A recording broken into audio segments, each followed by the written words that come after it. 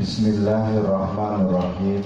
Assalamualaikum warahmatullahi wabarakatuh.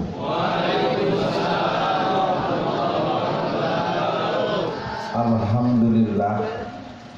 Alhamdulillahi binikmatil iman wal islam wa arsadana bi hidayatil Qur'an wa yaj'alana insyaallah minal muti'ina salihina ila yaumil qiyamah.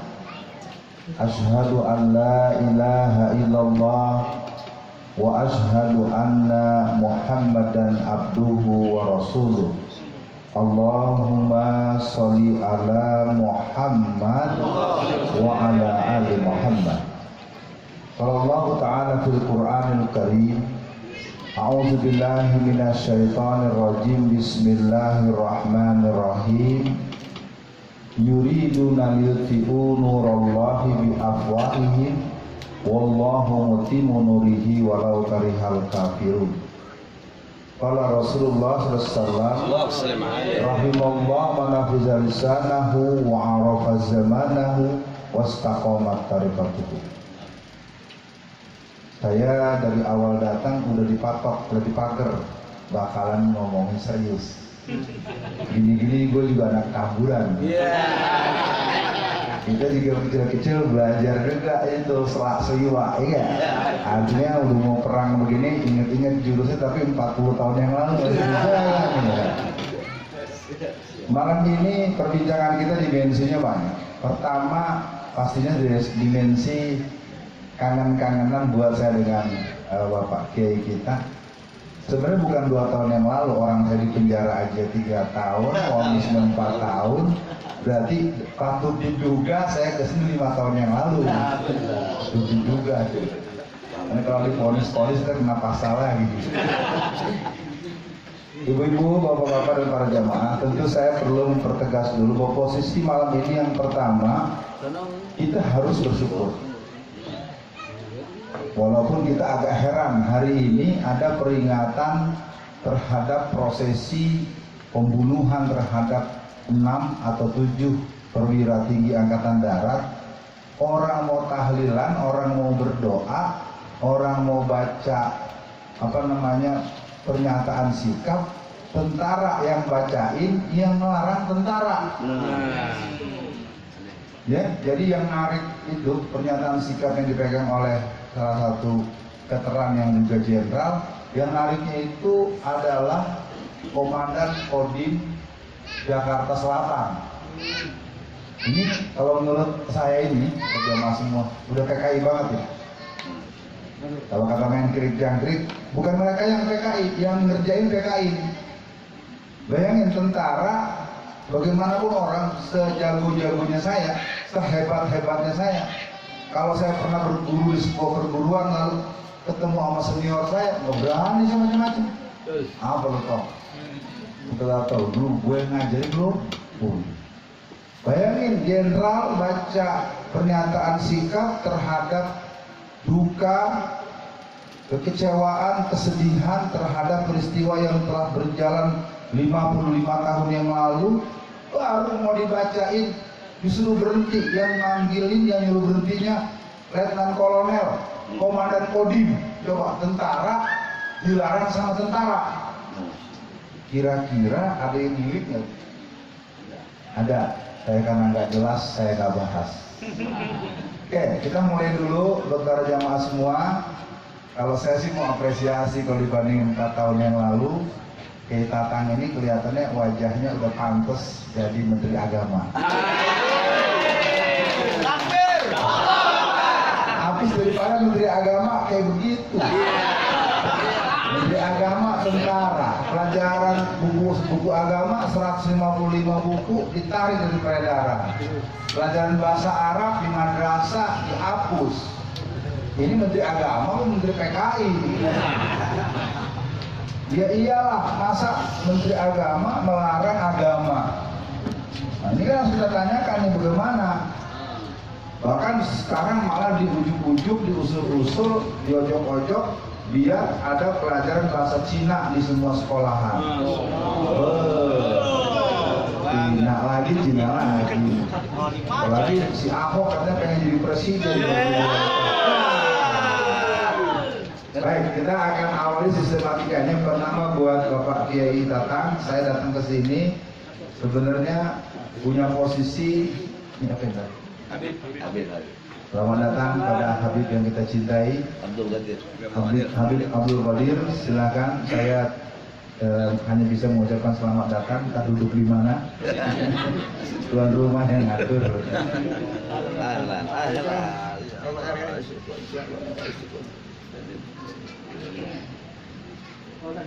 Lanjut dulu ya. Jamaah, bagaimana kalau saya punya usul, kadang-kadang saya diri, kadang-kadang saya duduk, boleh kali ya? Boleh. Ini biasa mimpin demo nih. Pertama, saya mau cerita dulu apa nih? Asbabun nuzul atau asbabul wurud saya masuk penjara. Nah, biar ketahuan nih orang di penjara sebenarnya ada apaan, kenapa? Saya nggak bayangin para jamaah, saya narasumber resmi. Saya narasumber resmi di Angkatan Darat, di Kopassus, di BIN, di Bais, di Wantanas, di Kesbangprov, di Kesbangda, di Mabesat, di seluruh Polda se-Indonesia. Otak gue ini ngerti narasumber negara di penjara. Sampai sekarang saya belum punya penjelasan itu. Ada juga bingung ini. Makanya narasumber resmi negara masuk penjara, berarti PKI-nya udah kebangetan. Berarti strum tinggi. Sekarang kita mulai. Kasus pertama adalah ceramah saya di Masjid Mujahidin Karak, Surabaya. Judulnya apa? Bahaya penjajahan Cina dan kolaborasi PKI dan PKI. Karena saya terangkan betul bagaimana Cina itu berbuat, bagaimana mereka menguasai tanah, bagaimana mereka beternak penguasa. Jadi ada seorang ahli politik kita yang bernama Titik mengatakan ini orang-orang Cina ini di negeri kita beternak penguasa. Akibatnya di mana saja kalau Cina yang punya kesalahan nggak diapa-apain. Satu hari saya laporin sama seorang jenderal polisi. Ada seorang polwan, dia ceritanya biasa Ramadan hari pertama tahun 2016 di sebuah kota yang namanya Kota Medan. Maksudnya mau sweeping tempat yang diduga terjadi perbuatan yang tidak sepatutnya.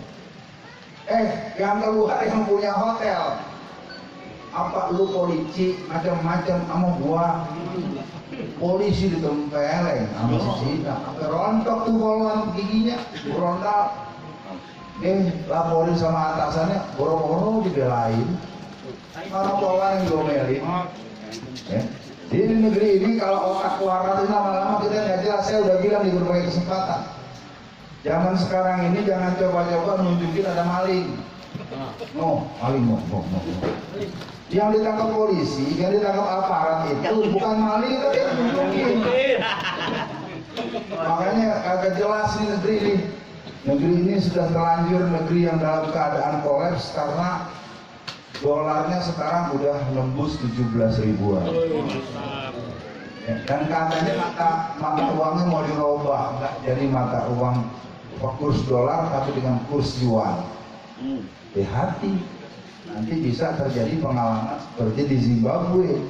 Di Zimbabwe itu beli telur 3 butir aja itu harganya 2 sampai 3 miliar.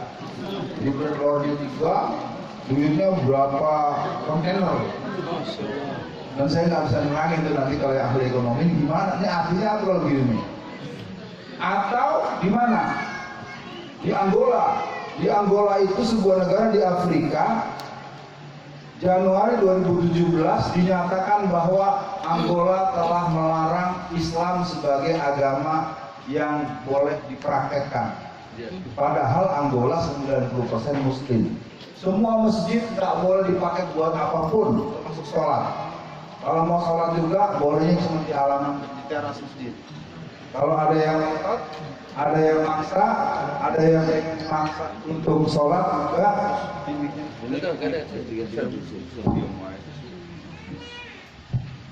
Kalau ada yang kepengen maksain juga buat sholat, nanti judulnya ujung-ujungnya dia ditembak di tempat.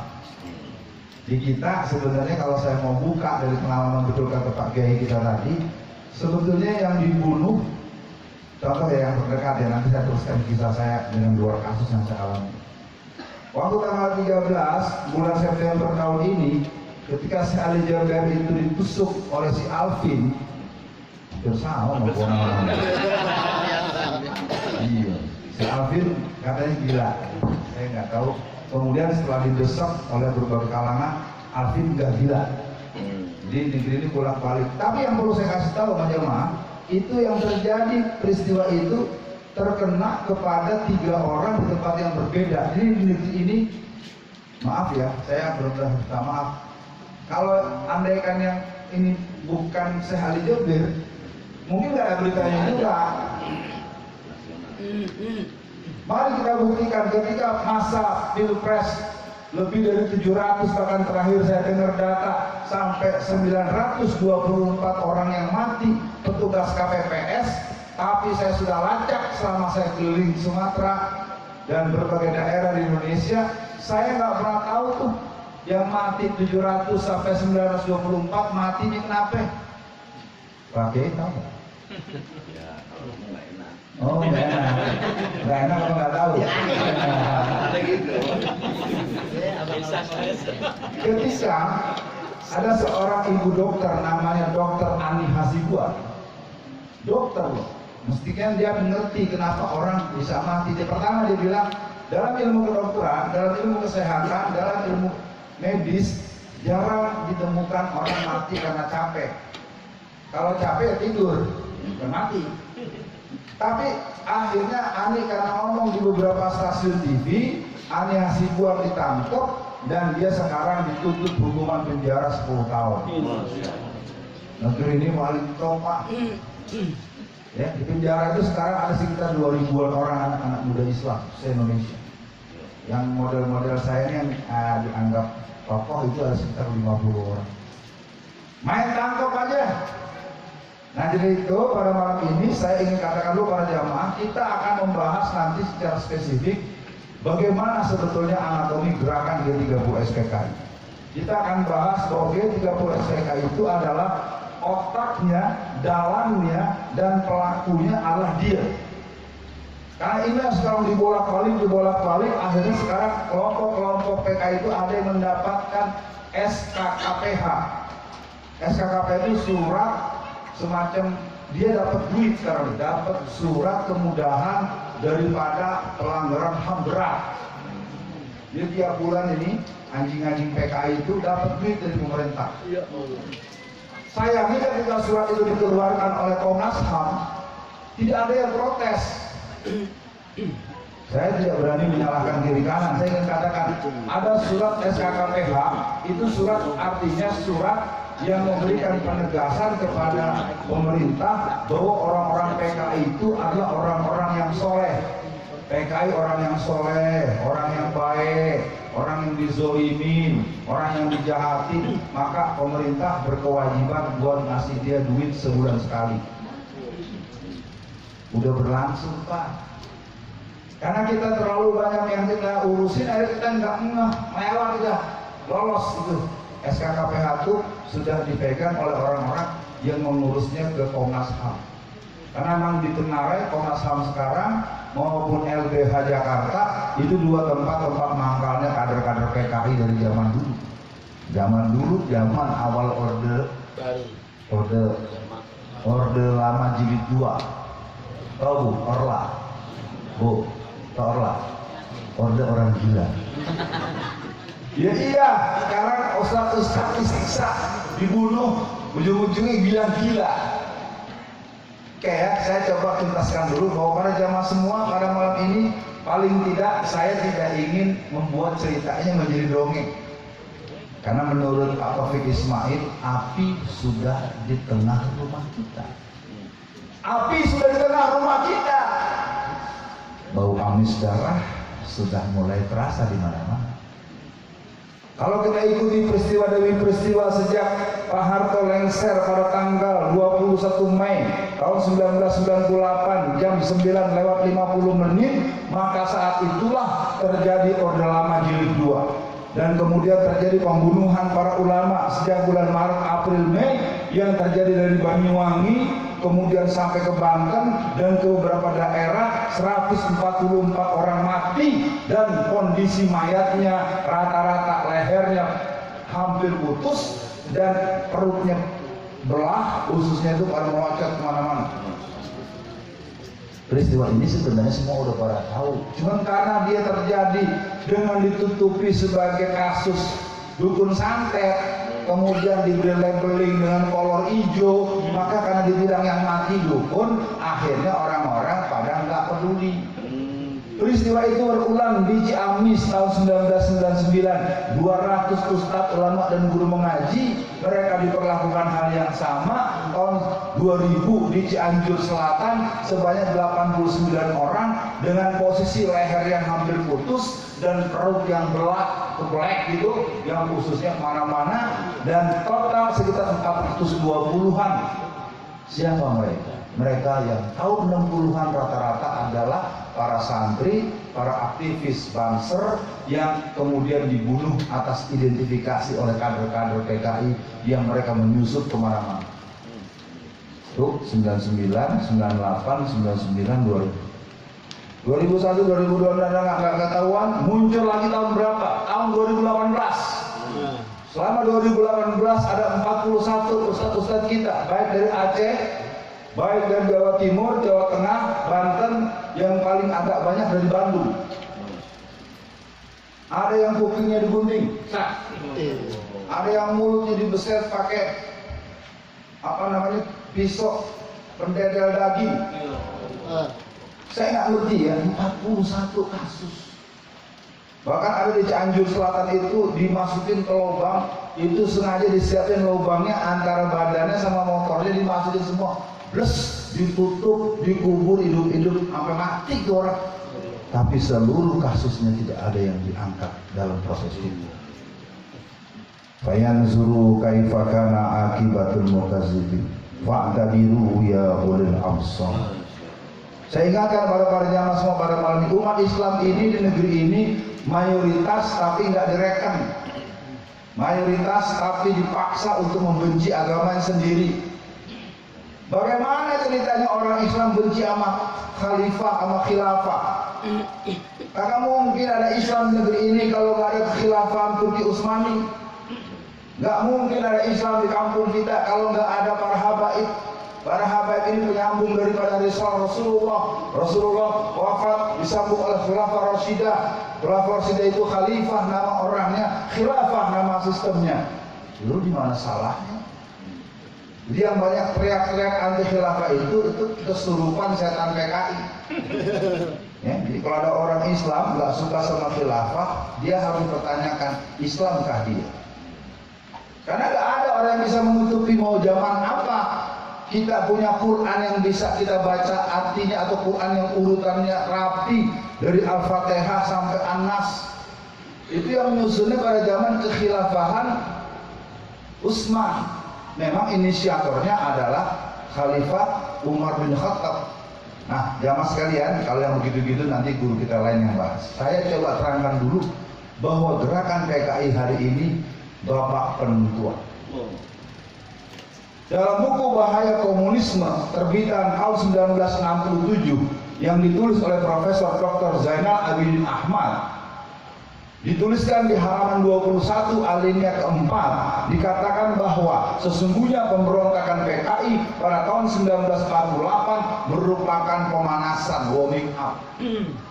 Kegagalan pemberontakan PKI tahun 1965 merupakan general repetisi, dan kita akan melangsungkan pemberontakan yang ketiga. Jadi hari ini sebetulnya kita udah kelatan. Lebih dari 200 orang anggota DPR RI yang PKI. Kita bisa sebut yang paling jelas-jelas, model Rifka Ciptani, model si Adian Nabi Tupulu, Siapa lagi? Model si Nur Suhud dari Banyuwangi. Ya, dia yang Anda sebut itu. Jadi nama-namanya sangat terkenal dan mereka tidak hanya berada di satu partai tertentu itu, mereka juga ada di partai lain. Ada yang dulu nama ayahnya namanya AKP Anwas, 2 kali jadi anggota DPR RI dari P3. Bapaknya AKP Anwas, polisi yang kerjanya nisain ulama, nisain ustaz tahun 50-60-an. Karena kita tidak mempunyai database tentang kader-kader PKI itu, akibatnya kita memang udah, contoh kemarin Artiria Dahlan, ternyata kakeknya pendiri PKI di Sumatera Barat. Jadi kalau kita ingin terus-terus melihat ciri-ciri orang yang berwatak PKI itu, dia nggak suka kalau kita membahas PKI. Ada nggak nih sekarang yang kedemen mendengar bahasa PKI? Berarti dia PKI. Siapapun yang tidak suka dengan pembahasan soal PKI, apakah dia rakyat biasa, apakah dia aparat, apakah dia petugas, apakah dia RT, apakah dia lurah, apakah dia siapa, dan dia nggak demen dengan pembahasan PKI, patut diduga dia ada sambungan kabelnya sama PKI. Oh, itu jelas, itu pernyataan dari Jenderal Riamizat Triakudu. Nah, jamaah yang berbahagia, pada malam ini kita mencoba untuk memahami dulu bahwa gerakan ini bukan gerakan sederhana. Gerakan ini sudah mulai dibangun kembali sejak kembali seorang kader mereka yang bernama Tamhis tahun 1981. Jadi mereka mulai membangun kekuatan PKI itu dengan sedemikian rupa, dan PKI sekarang ada di mana-mana. Bayangkan, kita punya TVRI, direkturnya bernama Imam Bratosono. Dia adalah seorang wartawan senior dari majalah Playboy. Ya, sekarang acara di televisi itu banyak memuat acara-acara dari kalangan lekra. Ya, jadi proses-proses bagaimana puisi-puisi cabul, bagaimana cerita-cerita yang cabul yang nggak senonoh itu sekarang menjadi cerita-cerita umum di televisi Republik Indonesia. Padahal mereka punya stasiun di seluruh Indonesia. Dan kita sekarang semua hanya bisa menyampaikan keluhan yang berderet-deret. Padahal kalau saya menduga, saya lagi agak khawatir kalau kondisi ini tidak pernah bisa ditutup dalam artian mengcover untuk mereka jangan berterus-terusan. Saya khawatir kita seperti Hong Kong. Hong Kong itu menurut perjanjian internasional itu baru akan diserahkan kepada otoritas penguasaan itu baru per 2047. Apa kata Xi Jinping sebagai pemimpin Partai Komunis Cina? Tahun 2020 maka Hong Kong dinyatakan bagian dari negara Cina. Bisa nggak jamaah membayangkan kalau Xi Jinping tahu konferensi pers bahwasannya Indonesia adalah bagian dari kami. Kalau sampai dia ngomong begitu, siapa yang mau bantah?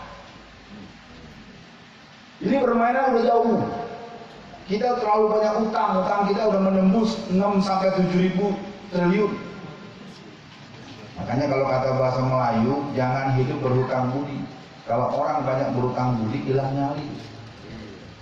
Jagoan yang paling jagoan di mana juga, paling sakti, paling hebat, main golok segala macam. Tiap ketemu dikasih duit 100.000 sama di Samsu 2. Setiap ketemu dikasih duit 100.000 di Samsu 2 bungkus. Setiap ketemu dikasih di Samsu sama duit. Besok ketemu cium tangan nggak? Tangan. Nggak akan dia ngotot apa lo? Nggak bakal. Mau kemana Pak? Jadi penakluk sejati bukan pedang ternyata. Gini ya. Ini jangan heran akhirnya kita punya banyak orang-orang yang kita anggap lebih pinter, orang-orang yang kita anggap makomnya tinggi, orang yang kita anggap ilmunya dalam, tapi kalian situasi kayak gini nggak mau dihubungi. Kita harus yang sopan santun, jangan suka nyerang. Nah, para jemaah yang berbahagia, maka malam ini coba saya tuntaskan sedikit kisah perjalanan saya kurang lebih.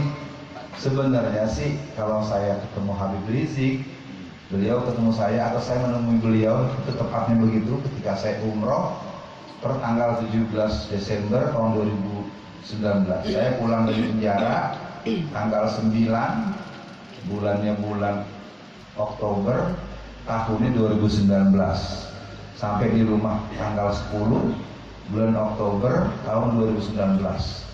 Nah, selang perjalanan saya di kegiatan hidup yang saya hadapi, akhirnya saya punya kesempatan untuk berangkat ke Mekah. Tengah jalan saya hubungi teman-teman pengurus wilayah FPI Saudi Arabia. Mana Ustaz? Ya, ditunggu Habib Rizik. Akhirnya kita ketemu, ada 30 orang. Setelah selesai makan siang, ngobrol-ngobrol, ketemu asar, jamaah asaran selesai pada pulang, saya nggak boleh pulang. Ustaz Alvin jangan pulang dulu. Waduh. Ya sudah, akhirnya kita ngobrol, dia cerita, Ustadz itu sebenarnya dapatnya tiketnya 8 tahun penjara. Jadi saya ini masalahnya belum jelas, kasusnya nggak jelas, tapi vonis yang dialamatkan kepada saya 8 tahun. Hakim bingung, satu kasus eksepsi diterima, satu kasus tofalu bebas. Itu yang bikin perlu jamaah tahu, eksepsi diterima. Kalau kita ngerti proses hukum, orang dituntut dengan pasal tertentu, kemudian disampaikan tuntutannya segini. Lalu kita diberi kesempatan buat pledoi. Pledoi kita ternyata dianggap memenuhi syarat, maka harusnya saya pulang. Nah, kalau yang lihat, kalau saya baru pulang selangkah dari Medaeng, tangkap lagi. Cuma nggak ada alasan. Nah, sampai akhirnya saya masukin lagi dibawa ke Makobrimob. Di Makobrimob 10 bulan. Barang masih Ahok. Ahok gimana gua udah tahu. Ahok yang gua tahu, Ahok main bola. Ahok jajan di Hong Kong. Jalan-jalan ke Singapura. Itu kan kurang aja kalau Cina di mana-mana kayak gua istimewa banget Cina dah. Ya, kita mengkontrol hukum nggak bisa kemana-mana, dia mah bisa. Saya Jumatan aja nggak bisa Jumatan 27 kali. 7 kali Jumatan lewat. Saya tanyakan gak ada yang bisa jawab karena dapat larangan dari pusat. Nah, jadi jemaah yang berbahagia, saya akan akhiri dulu perjalanan proses hukum yang saya lalui. Saya akhirnya dapat vonis 4 tahun. Bukan senang, cuma nggak ngerti. Ya kayak orang, gue ini kan narasumber negara nih, mau dipenjara lalu gimana alasannya ya? Nah, yang menarik kasus kedua. Kasus kedua itu kasus Twitter yang isinya adalah 85% orang PKI nyoblos PDI Perjuangan. Itu bukan pendapat saya, itu pendapat dari Rika Ciptaning dalam wawancara di televisi La TV sebelum menjadi TV One. Dia menyatakan bahwa ada 15 juta warga PKI yang mencoblos PDI Perjuangan menurut Rika Ciptaning. Menjelang akhir wawancara, Rika ditanya lagi oleh pewawancara, Bu Rika, sekarang kan udah lama waktunya. Oh, kalau sekarang sekitar 20 juta.